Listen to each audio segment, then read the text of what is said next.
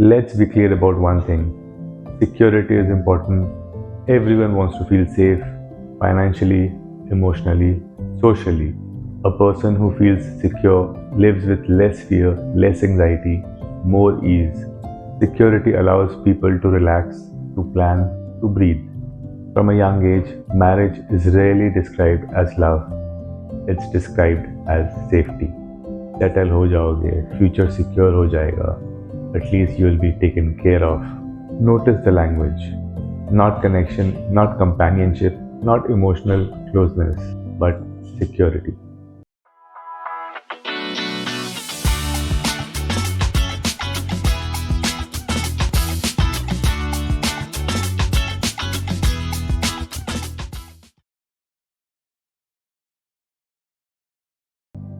In many Indian homes, marriage is sold like an insurance policy against loneliness, against financial uncertainty, against social judgment, against log kya kahenge.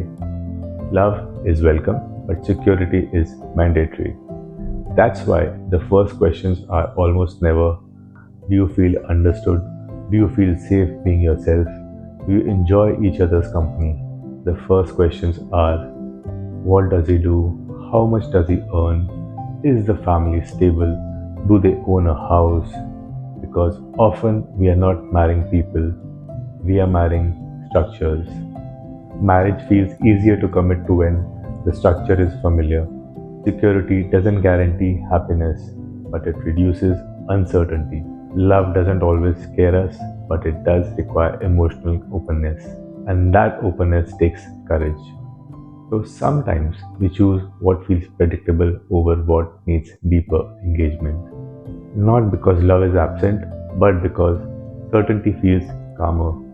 And this is where imbalance quietly begins. When security becomes a primary filter, love is expected to fit inside it, adjust, compromise, manage. Instead of being nurtured, love is asked to adapt. For women, marriage is often sold as protection from society, from financial instability, from being alone, from being questioned. So safety becomes the priority and emotional fulfillment becomes negotiable. For men, marriage is sold as stability. A settled life, a respectable life, a controlled life. Love is often assumed to arrive later or assumed not to matter as much. But here's the real flip. Security is meant to support love, not replace it. Security without connection is not stability, it's survival. A safe life that feels emotionally empty, a socially approved bond that feels quietly lonely. Marriage works best when security and love grow together. When safety allows honesty, when stability supports vulnerability, when commitment creates space to be fully yourself. So maybe the question isn't just, is this marriage secure? But also, is this marriage alive? Because security can keep you standing, but love is what lets you live. That's the flip. Don't forget to like, share, and subscribe.